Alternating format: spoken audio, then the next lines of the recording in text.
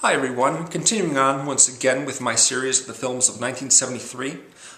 This film was recommended by Zenu on YouTube, and it's called State of Siege.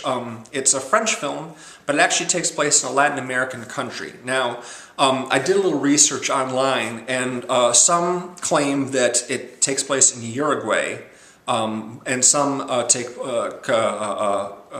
suggest that it takes place in a fictional Latin American country. I'm a little uncertain myself because I was listening very carefully to the dialogue in this movie, but I never once heard the name of the country that takes place and actually mentioned by name.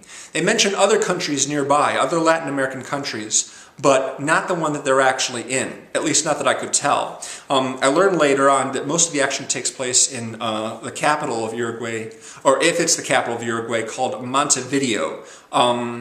So if they mention that in the film, I don't remember because I didn't actually know to listen for that. I'm not really, I wasn't up on that information right there. This was a film that actually is only available on VHS right now as far as I can tell, but there was a shop in my neighborhood that was carrying it, so I got to see it. I'm really glad I did because this is quite an excellent film.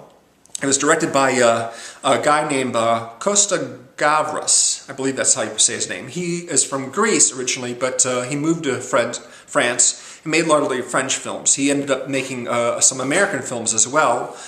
Missing with Jack Lemmon, Betrayed with Deborah Winger and Tom Berenger, Music Box with Jessica Lange, and Mad City with John Travolta and Dustin Hoffman. That, I believe, was his last English film.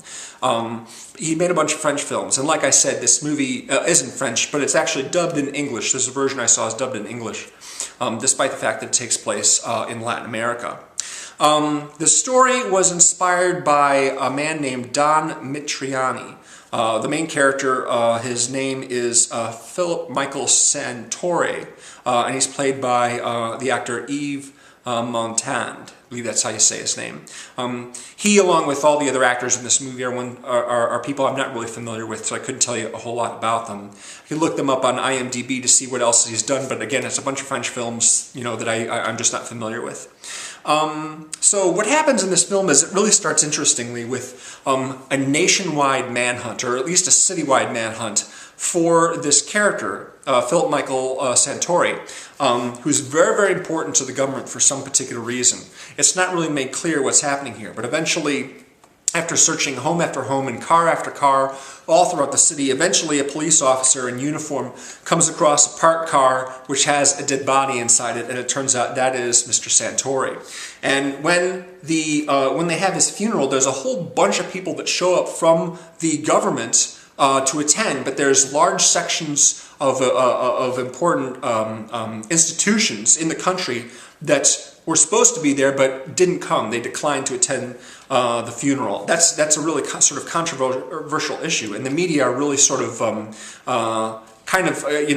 questioning the government a lot. The government really has there's a lot of stonewalling going on. They will not answer a whole lot of specific questions directed at them by the media, particularly the name of a revolutionary group that they feel is responsible for the death of this man. In fact, they won't even mention the group by name. This group, this revolutionary group, has a particular name, but they won't say it. They refuse to even acknowledge them as an organization because they're uprising, basically. They're sort of planning an uprising, I guess, by force, and keeping all their identities anonymous, and using guns and things like that. Once this first part of the film is over with, then we flash back to when Santore was actually abducted. And there's a really, really cool sequence here in which large groups of 4 or 5 people, as part of this revolutionary organization, all armed, select people driving to work or from work or home, and they basically surround their car and ask them to leave the car politely, but they're doing it at gunpoint, and they take the car, and then they leave a couple of individuals with them just to make sure that the cars are reported stolen by the police before they're finished using it. And they do this with several different locations all over the city, and they converge on this guy Santore's house, and they surround his vehicle. Once he leaves for work, they abduct him, and they take him to a location where he's going to be held. really amazing sort of organized abduction here, a massive plot throughout the whole city.